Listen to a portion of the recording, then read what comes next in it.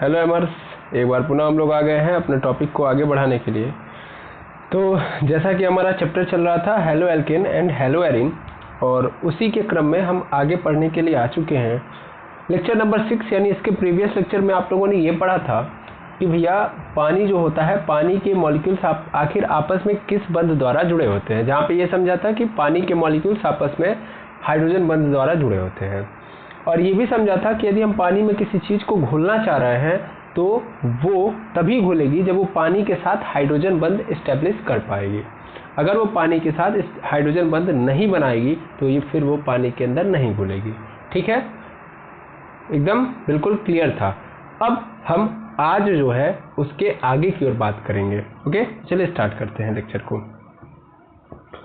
तो जैसा कि आप हेलो एल्केन के भौतिक गुण को तो समझ ही चुके हैं, यानी physical property of halo alkane, ये आपने देख लिया। अब हम हेलो एल्केन का क्या चेक कर देखेंगे? सर हेलो एल्केन का नहीं, हेलो एल्केन का तो हम लोगों ने प्रॉपर्टी देख लिया, बिल्कुल देख लिया। अब हेलो एल्केन का नहीं क्यों बोला मैंने? नहीं, बिल्कुल नहीं। हम यहाँ पे बात करने जा रहे हैं हेलो एल्केन के रासायनिक गुण की। ठीक है ना, भौतिक गुण हम लोगों ने पढ़ लिया है, अब हम देखेंगे रासायनिक गुण की, यानी केमिकल प्रॉपर्टीज की बात करेंगे इस लेक्चर के अंदर। तो अगर हम केमिकल प्रॉपर्टी की बात करें तो भाई केमिकल प्रॉपर्टी मतलब होता ही क्या है? केमिकल प्रॉपर्टी मतलब यहाँ पे देखिए रासायनिक अभिक्रिया, सीधा मतलब है। केमिकल प्रॉपर्टी मतलब रासायनिक अभिक्रिया, इस बात को याद रखेंगे कि रासायनिक अभिक्रिया को ही हम लोग क्या बोलते हैं? Chemical property. यानी अगर हम किसी पदार्थ का रासायनिक गुण जान रहे हैं तो इसका मतलब हम ये पता कर रहे हैं कि अगर वो किसी के साथ रिएक्शन करेगा या किसी दूसरे पदार्थ के साथ जब वो मिल रहा है तो कैसा बिहेव कर रहा है। समझ पा रहे हैं? तो हम लोग एल्किल हाइलाइड या हेलो एल्केन, एल्किल हाइलाइड मतलब हेलो एल्केन की ही बात हो रही है मेनली, ऐसा नो। तो एल्किल हाइलाइड मतलब हेलो एल्केन। तो हम ये देख रहे हैं कि ये एल्किल हाइलाइड जब किसी दूसरे पदार्थ के साथ मिलता है या जब उसके सामने कोई दूसरा पदार्थ आता है जिसके साथ वो जुड़ता है तो फिर वो क्या करता है, यानी वो क्या बनाता है या किस तरीके से बिहेव करता है, इसके बारे में हमको जानना है। ठीक है, चलिए। तो इस क्रम में हम सबसे पहले वाले पोर्शन को पकड़ेंगे जहाँ पे हम ये देख पा रहे हैं कि हमारे पास है अपचयन। क्या है? अपचयन। अब अपचयन क्या होता है भाई? एल्किल हाइलाइड का हम अपचयन कराएंगे, कहने का मतलब ये है। अब इसमें आपके लिए सबसे नई चीज क्या है? अपचयन। नई चीज तो नहीं है, अगर आपने पढ़ा होगा तो अच्छी बात है, नहीं पढ़ा होगा तो चलिए समझते हैं अपचयन क्या होता है। सर अपचयन का मतलब ये होता है कि यह एक प्रक्रिया है। अपचयन यहाँ पे लिखेंगे आप। अपचयन मतलब रिडक्शन, इंग्लिश में इसको क्या बोलते हैं? रिडक्शन। अच्छा, तो क्या होता है अपचयन? तो वह प्रक्रम या प्रक्रिया या प्रोसेस, वह प्रक्रम है जिसमें ऑक्सीजन का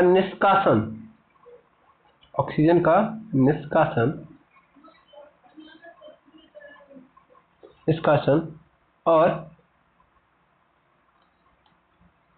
हाइड्रोजन का संयोग होता है। हाइड्रोजन का संयोग होता है। ठीक है, ये है अपचयन यानी रिडक्शन। रिडक्शन मतलब वह प्रक्रिया जिसमें ऑक्सीजन का क्या होगा? निष्कासन, और H2O का क्या होगा? संयोग होगा। अब मतलब क्या है तो इसको पकड़ो।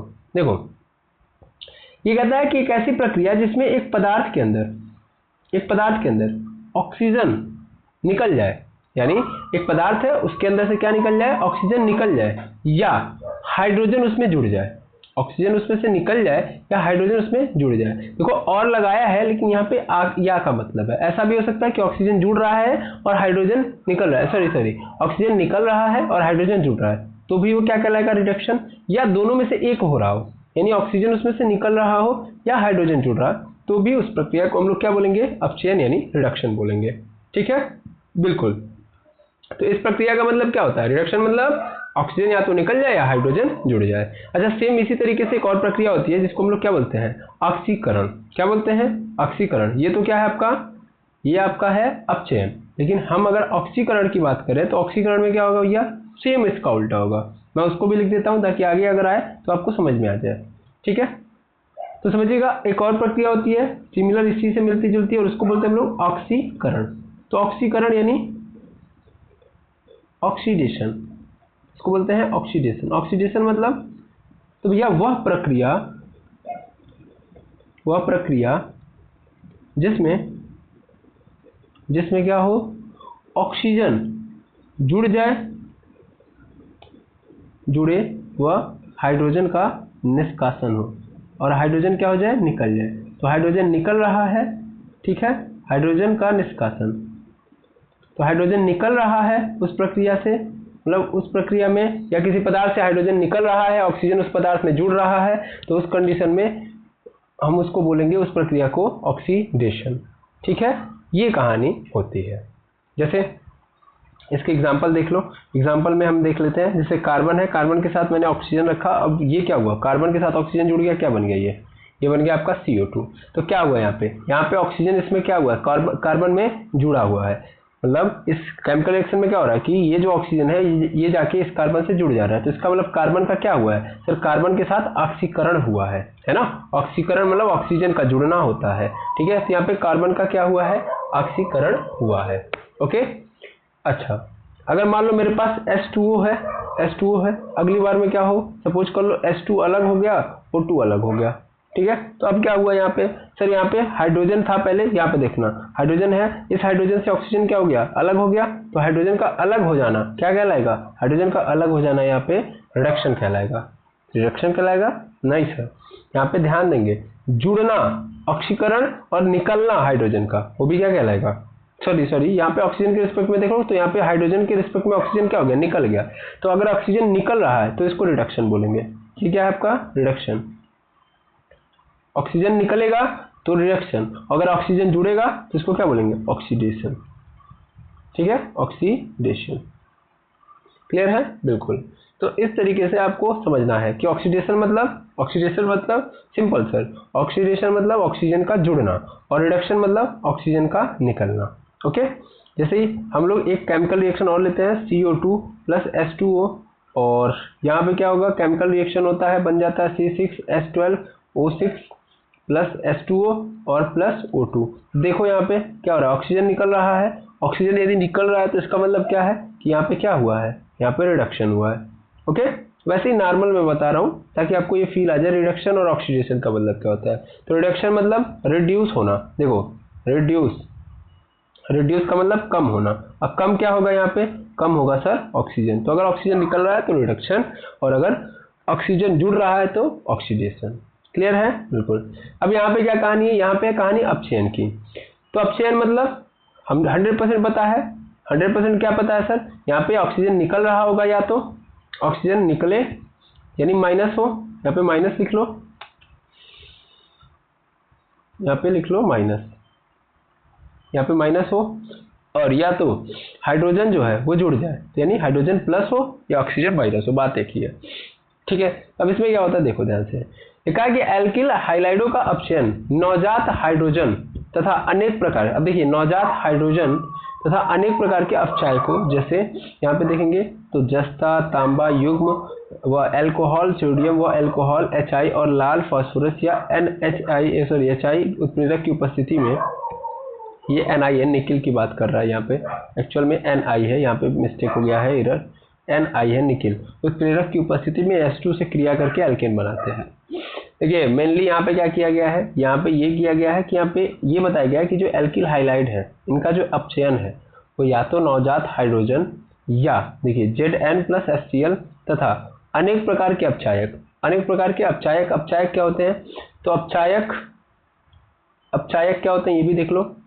देखो यहाँ पे ऊपर लिखा था अपचयन, और ये क्या है, अपचायक है, दोनों में अंतर समझो। ये प्रोसेस है, अपचयन क्या है, प्रोसेस है।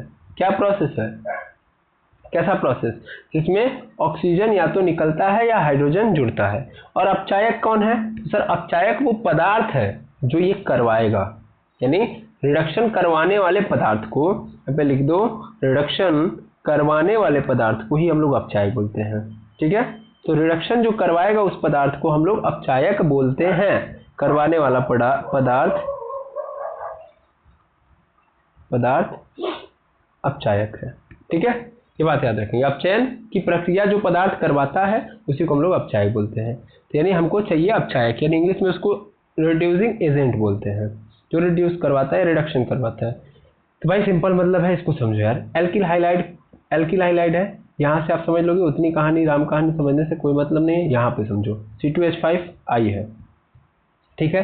ये क्या है सर? ये है आपका एथिल आयोडाइड। एथिल आयोडाइड में हम लोगों ने क्या किया, 2 हाइड्रोजन रखा, दैट मीन्स हाइड्रोजन से क्रिया कराया। क्या कराया? हाइड्रोजन से क्रिया कराया। यहाँ पे ये चीज़ आप ध्यान देंगे, यहाँ पे 2 यहाँ पे नहीं होगा, यहाँ पे होगा H2, क्योंकि हाइड्रोजन अकेले नहीं नजर आएगा आपको हमेशा, तो H2 होगा, ठीक है। तो 2 H2 यहाँ पे ले लेते हैं। अब होगा क्या, यहाँ से देखेंगे तो इसको मैं यहाँ पे समझाता हूँ। C2H5 था, और यहाँ पे बगल में कौन है? देखो नवजात हाइड्रोजन बोला, तब तो अकेले रहेगा। नवजात मतलब वही पैदा हुआ हाइड्रोजन है, तो इस कंडीशन में तो क्या होगा, नॉर्मल एक हाइड्रोजन होगा। और अगर नहीं बोल रहा है तो उस कंडीशन में H2 लिखोगे, ठीक है। तो अब यहाँ पे है, अब रिएक्शन हो रहा है। रिएक्शन होने पे हुआ क्या कि यहाँ से 2 हाइड्रोजन है, एक हाइड्रोजन एक, मतलब 2 अलग अलग हाइड्रोजन कर लो। अब इसमें से एक आई को उठाओ और लाके किसी के साथ चिपका दो। चिपका दोगे तो क्या हो जाएगा इधर? सर इधर हो जाएगा HI, लेकिन इधर क्या हो जाएगा? अनबैलेंस हो जाएगा सिस्टम, क्योंकि देखो C2H5 है, C2H5 में क्या होगा कि यहाँ पे 1 कार्बन, फिर 2 कार्बन, 5 ही हाइड्रोजन है, तो बैलेंस तो होगा नहीं। देखो इसको मिल गया 3, तो ये तो बैलेंस हो गया, लेकिन ये कार्बन बेचारा अकेले रह गया, इसको एक और चाहिए, तो एक और ये वाला हाइड्रोजन पहुंच जाएगा वहां पे और इसके साथ मिल जाएगा। तो यानी क्या बन गया? C2H6 बन गया। ये क्या बन गया भाई? तो सर ये बन गया हमारा एल्केन। कैसा एल्केन है सर? ये क्या है? एथेन है। ये क्या है? एथेन है। इसमें से हाइड्रोजन हट गया कि नहीं हट गया? ये बन गया एथेन, बन गया। अब क्या हुआ यहाँ पे ध्यान से देखो, तो इस पूरे के अंदर, इस एल्किल हाइलाइड के अंदर हाइड्रोजन जुड़ा है कि नहीं जुड़ा है? इस पूरे के अंदर क्या जुड़ा है? हाइड्रोजन जुड़ गया है। और हाइड्रोजन का जुड़ना ही क्या कहलाता है? हाइड्रोजन का जुड़ना ही तो अपचयन कहलाता है। अभी जस्ट तो देखा गया, हाइड्रोजन का जुड़ना ही क्या कहलाता है? अपचयन कहलाता है। तो हाइड्रोजन का जुड़ना, यहाँ पे हाइड्रोजन क्या हुआ? इस पूरे से आके जुड़ गया है, तो जुड़ा है, तो दैट मीन्स यहाँ पे अपचयन हो गया। यही कहानी है। लेकिन ये अपचयन कराने के लिए हमको कई सारे क्या चाहिए? उत्प्रेरक चाहिए।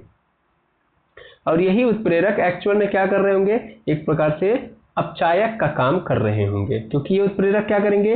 इस हाइड्रोजन को इस एल्किल हाइलाइड में जोड़ने का काम करेंगे। अब आप जहां चाहे देख सकते हो, जैसे C2H5Br है, यहाँ पे H2 है, फिर यहाँ से एक हाइड्रोजन चला गया और एक हाइड्रोजन के साथ Br आ गया। देखिए हो गया कि नहीं हो गया? तो इसमें एक हाइड्रोजन जोड़ दिया गया, तो C2H6 बन गया, और बाकी एक H के साथ Br आ गया। ऐसे यहाँ पे देख लो, यहाँ पे देखो C2H5 था और यहाँ पे HI था। अब यहाँ पे क्या हुआ कि ये I के साथ बना लिया I2, और ये जो हाइड्रोजन था इसमें जाके चिपक गया। तो हाइड्रोजन यहाँ पे क्या हो रहा है? निरंतर तीनों के तीनों एग्जाम्पल के अंदर आप देख पाओगे, तो हाइड्रोजन हर जगह पे क्या हो रहा है? जुड़ रहा है। तो इस क्रिया से क्या बन रहा है? हमेशा एल्केन बन रहा है। तो यहाँ से एक बात क्लियर करके लिख लेना, क्या कि अगर एल्किल, यहाँ पे नोट करके लिख लेंगे कि एल्किल हाइलाइड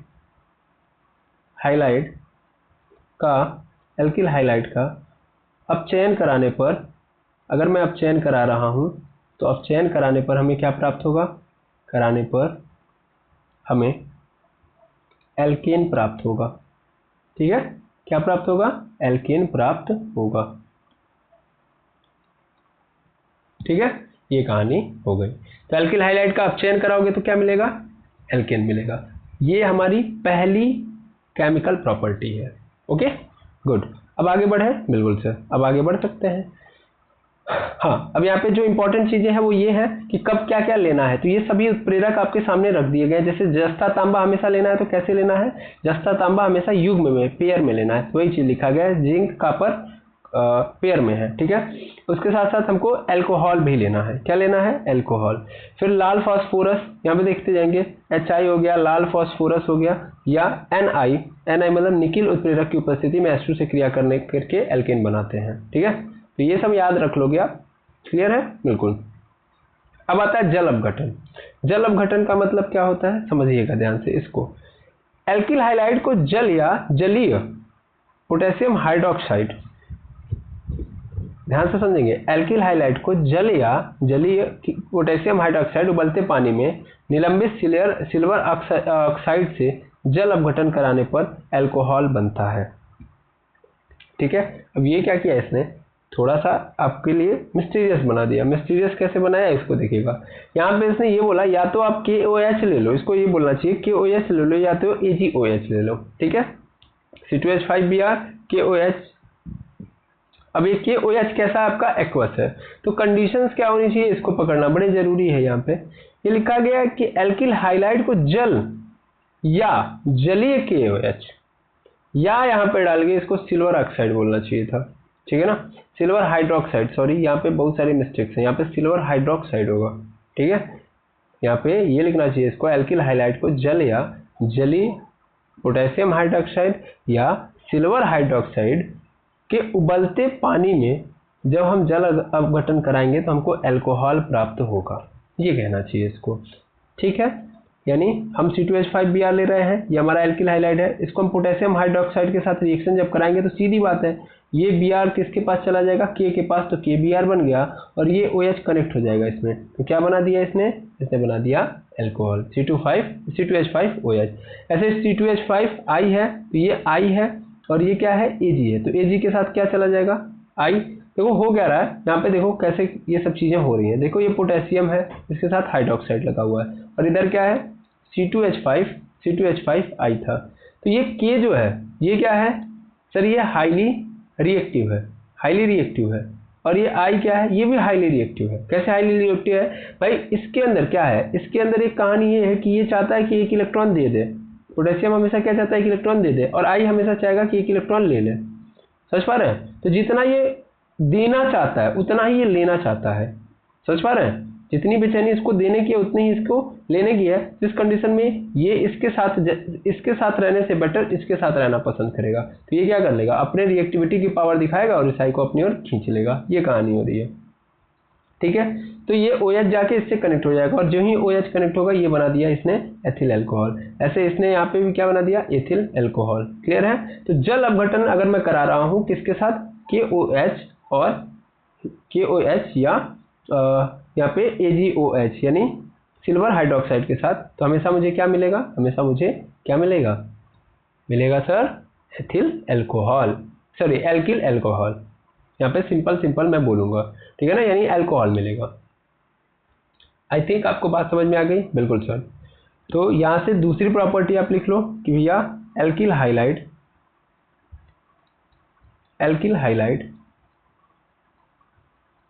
हैलाइड का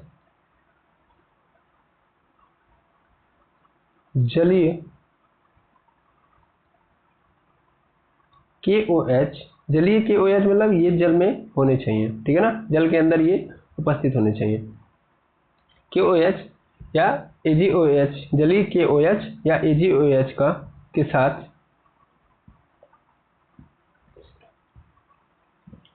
क्रिया कराने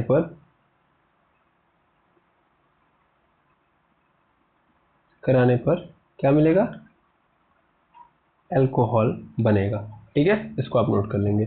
चलिए अब नेक्स्ट पोर्शन पे आते हैं। अब ये हमारा एल्कीन का बनना ये देखते हैं हम लोग। तो ये क्या है कि एल्किल हाइलाइड को अगर हम क्या कर रहे हैं, अल्कोहलिक KOH के साथ उबालते हैं, तो ध्यान से समझेंगे। एल्किल हाइलाइड को इसने बोला कि अगर हम क्या कर रहे हैं, अगर हम अल्कोहलिक KOH के साथ उबालते हैं तो एल्कीन बनता है। अतः विलयन क्या बोलते हैं, विलीन अभिक्रिया होती है। इसका मतलब तो ये कल से मुझे PDF को चेक करना पड़ेगा, बिकॉज जल्दी के अंदर PDF तो मैं ध्यान नहीं दे पा रहा हूँ। चलिए मैं आगे दिखा दूँगा आपको। बाकी आप यहाँ पे समझिए कि एल्किल हाइलाइड का अगर हम क्या कर रहे हैं, KOH के साथ रिएक्शन करा रहे हैं, सीधा मतलब ये है KOH के साथ रिएक्शन कर रहे हैं। तो देखिए KOH का यहाँ पे भी रिएक्शन कराया, यहाँ भी करा रहे हैं, लेकिन ये अल्कोहली है। यहाँ पे कहने का मतलब क्या है कि अल्कोहली है। देखिए यहाँ पे अल्कोहली का साइन दे दिया है AK, ठीक है ना। तो KOH यहाँ पे क्या था, एक्वस था, जलीय था, अभी कैसा है, अल्कोहलीय कंडीशन में है, ठीक है ना। तो यहाँ पे ये याद रखेंगे कि वहाँ पे अगर जलीय होता तब उस कंडीशन में अल्कोहल बना देता, लेकिन अभी खुद क्या है, ये अल्कोहली फॉर्मेट में आया ही है। अब मैंने यहाँ पे लिया क्या है, तो यहाँ पे देखेंगे ये जो चीज़ आपको नज़र आ रही है यहाँ पे C2H5, ये एक्चुअल में C2H5Br है। इसको काट के लिख लेंगे C2H5Br। अब C2H5Br का अगर हम रिएक्शन करा रहे हैं KOH के साथ तो क्या होगा, इसको देखेंगे हम लोग। देखिए होता क्या है, तो C2H5 H5Br, इसके साथ हम करा रहे हैं KOH के साथ। तो रिएक्शन अगर मैंने कराया तो यहाँ पे क्या होगा, यहाँ पे होगा ये कि ये K तो Br को लेके उड़ जाएगा, यानी KBr पहले बना लेगा, इसमें कोई दुविधा बिल्कुल नहीं है। अब होगा क्या, दूसरे नंबर पे देखना, दूसरे नंबर पे ये O है फिर H है, इसको जाके जुड़ जाना चाहिए, नहीं जुड़ेगा क्योंकि ये अल्कोहलिक फॉर्मेट में ऑलरेडी है।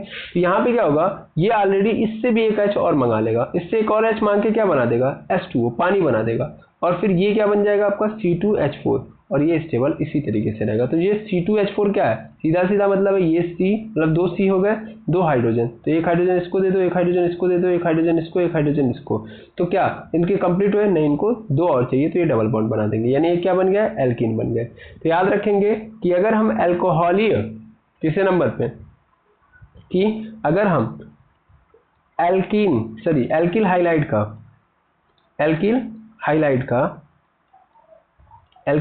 का की क्रिया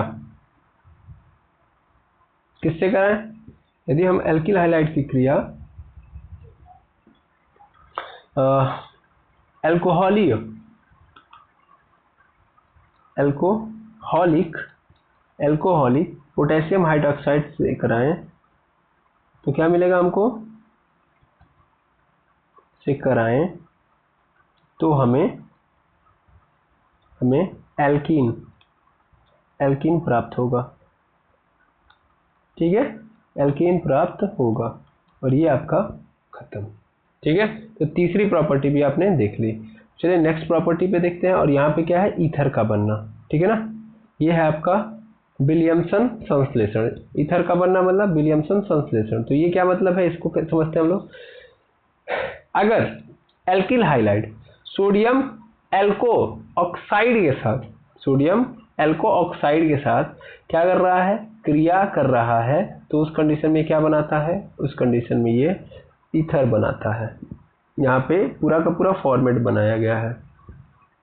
अब ये विलियमसन संश्लेषण का मतलब क्या है, तो देखिए यहाँ पे जब भी किसी साइंटिस्ट के नाम पे कोई रिएक्शन दिया जा रहा है तो इसका अर्थ ये समझिएगा कि भैया यहाँ पे ये बताया जा रहा है कि इस साइंटिस्ट ने इसको करके दिखाया है। कहने का मतलब ये है कि इन्होंने ये किया था और कैसे किया था, तो यहाँ पे फॉर्मेट आपको दे दिया गया है, ठीक है, इसलिए उनके नाम पे ही इसको रख भी दिया गया है। तो विलियमसन संश्लेषण मतलब ईथर बना के दिया था उन्होंने, कैसे बनाया था, तो वही फॉर्मेट लिखा गया कि एल्किल हाइलाइड लिया था और इसको सोडियम एल्कोऑक्साइड के साथ रिएक्ट कराया था, और उसके बाद क्या बना दिया था, ईथर बना दिया था। अब देखना ध्यान से क्या है कहानी ये है कि भाई RONA, यहाँ पे थोड़ा सा फिर से मैं बोल तो रहा हूँ कि पीडीएफ में थोड़ी थोड़ी मिस्टेक्स की हैं, उनको मैं अगली बार से चेक करके लाऊंगा, आज के लिए तो माफ़ी चाहूँगा। तो यहाँ पे RO है और उसके बाद क्या है, Na है, दैट मीन्स NaO है और फिर R है। R समझ ही रहे हो, R क्या है सर, ये एल्किल ग्रुप है ना, ये क्या है, एल्किल ग्रुप है, ये याद रखो, ये एल्किल ग्रुप। सर याद क्या करना है, ये तो पता ही है, R मतलब ब्रांचेस या एल्किल ग्रुप है, और उसके साथ क्या जुड़ा हो, NaO जुड़ा हो, तो उसी को हम लोग क्या बोलेंगे सर, उसी को हम लोग सोडियम एल्कोक्साइड बोलेंगे। क्या बोलेंगे, सोडियम एल्कोक्साइड बोलेंगे। बस इतना पकड़ लोगे तो गेम अपना चलेगा, बिल्कुल चलेगा, बिल्कुल। तो याद रखेंगे इस पूरे पोर्शन को, सोडियम एल्कोक्साइड का मतलब यहाँ पे याद रख लेते हैं, क्या याद रख लेते हैं सर, NaOR, इसी को सोडियम एल्कोक्साइड बोलते हैं। अब इसका हम एल्किल हाइलाइड के साथ करा रहे हैं, तो XR मतलब या RX, तो RX को ही हम लोग क्या बोलते हैं, एल्किल हाइलाइड। अब देखो क्या हुआ है, यहाँ पे हुआ है C2H5Br है, इसके साथ हुआ है, ये क्या सोडियम आपका एल्कोक्साइड है, ठीक है। अब देखो होगा क्या यहाँ पे, सर यहाँ पे क्या होगा, यहाँ पे होने के बाद रिएक्शन क्या बना है आपका, C2H5O C2H5, यानी जितना इधर था उतना ही इधर था, बीच में O था O। अब देखो ये Na बस सीधा सीधा Br को निकाल के लेके चला गया, गेम इसका ओवर, ठीक है। अब देखो कैसे, बड़ा सिंपल है, बहुत सिंपल है। जैसे यहाँ पे मैं कई सारे बता दे रहा हूँ ताकि आप आसानी से कर लो। जैसे यहाँ पे C2H5 था, C2H5 में Cl ले लेता हूँ, और अगली बार मैं रिएक्शन करा रहा हूँ NaO, यहाँ पे है C3H7, ऐसे है पूरा का पूरा, बिल्कुल। अब होगा क्या, बहुत सिंपल है, ये बस Na को यहाँ से मैं दूसरे से दिखाता हूँ, यहाँ पे Na पकड़ो, इधर से Cl, तो ये तो निकल गया अपना, तो ये बनाएंगे अपना NaCl, इनका तो कहानी खत्म। अब जो बचा है लाके रख दो, क्या रखो, C2H5 C2H5 Na की जगह पे बस क्या हटा दो, Na की जगह पे लाके C2H5 को जोड़ दो, बाकी चीजें सेम, C3H7।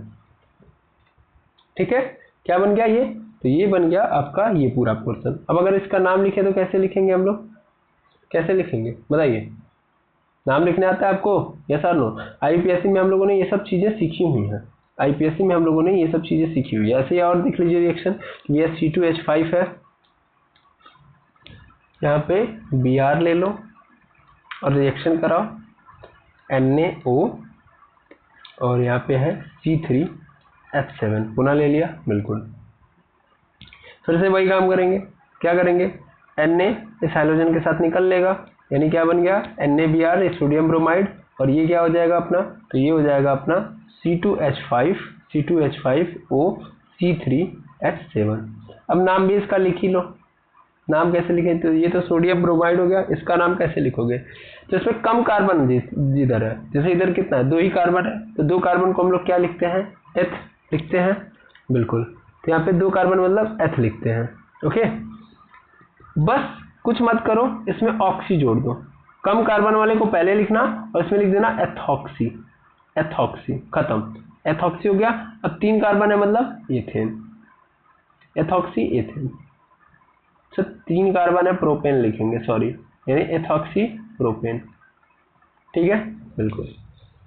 तो आई होप आपको समझ में आ गया होगा कि इसका नामकरण कैसे करना है, ठीक है। और हम देख लेते हैं यहाँ पे नामकरण, नहीं तो फिर आपको कंफ्यूजन होगी तो दिक्कत होगा।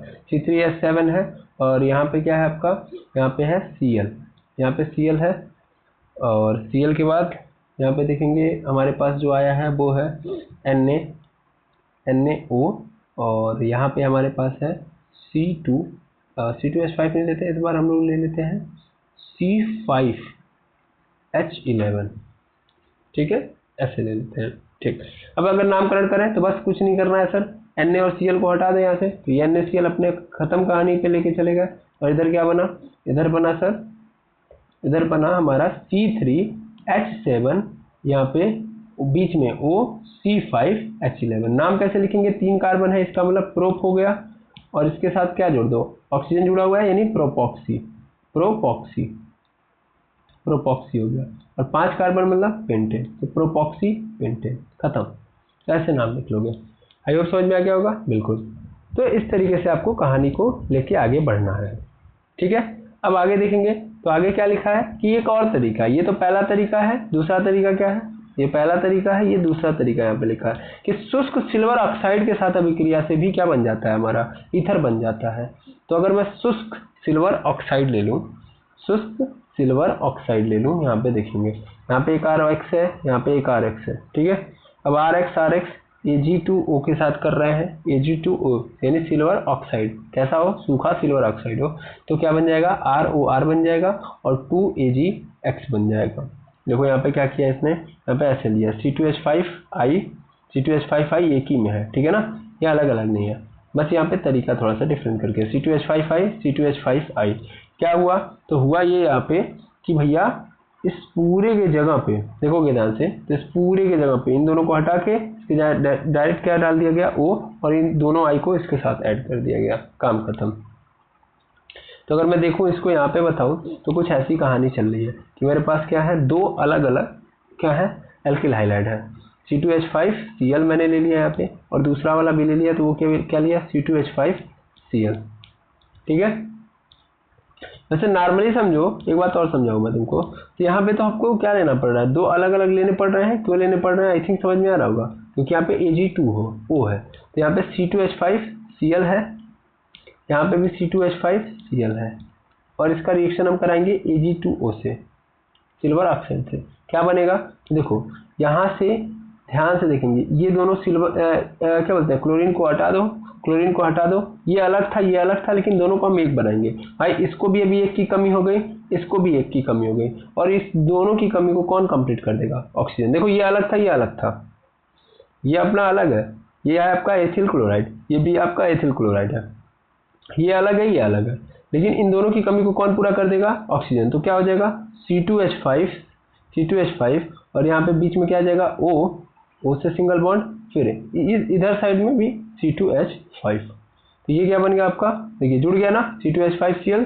C2H5Cl, Cl हटा दिया तो C2H5 था जो इनकम्प्लीटेड था, लेकिन ऑक्सीजन आके इन दोनों को कंप्लीट कर देता है। तो ये बन गया आपका C2H5O C2H5, दैट मीन्स ये बन गया आपका एथॉक्सी एथेन। और इधर क्या हुआ, इधर Ag ने इन दोनों Cl को कवर अप कर लिया, दैट मीन्स हमारे पास आ गया AgCl, ये बन गया आपका। ओके, बाकी यहाँ पे बस कुछ और नहीं किया गया है, सीधा सीधा बैलेंस कर दिया गया है वो 2-3 जो है। अब आता है बुटाजेब क्रिया, वेरी इंपॉर्टेंट, इसको भी देख लो। तो ये वेरी इंपॉर्टेंट है, यहाँ पे देख लो इसको भी, इसको वेरी इंपॉर्टेंट मान लो। अब देखो, जब एल्किल हाइलाइड को सोडियम या कॉपर या सिल्वर चूर्ण के साथ, यहाँ पे चूर्ण है, पूर्ण नहीं है, यही तो मिस्टेक हो जा रही है ना, चूर्ण के साथ शुष्क ईथर की उपस्थिति में गर्म करते हैं तो क्या बनाता है, पैराफिन बनाता है। ध्यान देंगे, इंपॉर्टेंट है, इसको बहुत अच्छे से देखेंगे। क्या बोला है कि जब एल्किल हाइलाइडों को क्या करते हैं, सोडियम या कॉपर या सिल्वर चूर्ण के साथ, पुनः बोलूंगा, चूर्ण के साथ शुष्क ईथर की उपस्थिति में गर्म करते हैं तो पैराफिन बनता है। ठीक है, शुष्क ईथर की उपस्थिति में, देखो यहाँ पे शुष्क ईथर की उपस्थिति अनिवार्य है, ठीक है ना।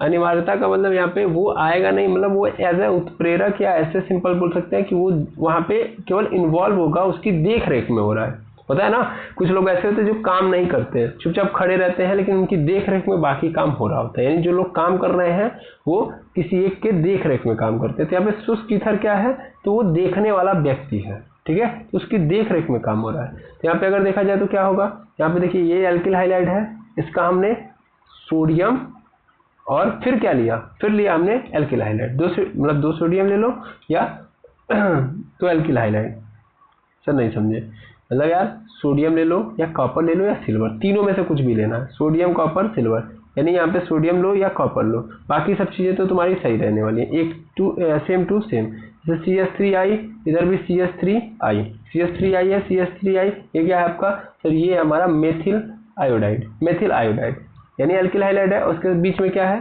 सर, सोडियम है। अब होगा क्या यहाँ पे, तो देखो कुछ नहीं होगा, यहाँ पे CH3 दैट मीन्स यहाँ पे बन गया C2H6 और यहाँ पे बन गया NaI। इस I को कौन उड़ा ले जाएगा, सीधी बात है भाई। जो मेटल होते हैं वो स्पेशली हाइड्रोजन को बहुत पसंद करते हैं, यानी S ब्लॉक के फर्स्ट ग्रुप के जो एलिमेंट होते हैं वो 17वें ग्रुप के हाइड्रोजन को बहुत पसंद करते हैं, इसलिए Na फिर से क्या कर जाएगा, उड़ा के लेके चला जाएगा, दैट मीन्स बन गया हमारे पास C2H6। समझ पा रहे हैं। अब आगे हमारे पास आता है फ्रैंकलिन अभिक्रिया, जिसको हम नेक्स्ट वीडियो के अंदर देख रहे होंगे। तो अभी हम लोग बुटाजेब अभिक्रिया यानी 5 टोटल हम लोग केमिकल प्रॉपर्टी देख चुके हैं, किसकी, एल्किल हाइलाइडों की। तो इसको अभी तक आप क्या करेंगे, नोट कर लेंगे और अच्छे से समझ लेंगे। मिलते हैं नेक्स्ट वीडियो के अंदर, आज के लिए इतना ही। थैंक यू वेरी मच एमर्स। कोई भी डाउट हो तो यूट्यूब के कमेंट सेक्शन में जरूर बताएं, ताकि मैं आपका डाउट नेक्स्ट वीडियो के अंदर क्लियर कर पाऊँ। Okay, thank you very much.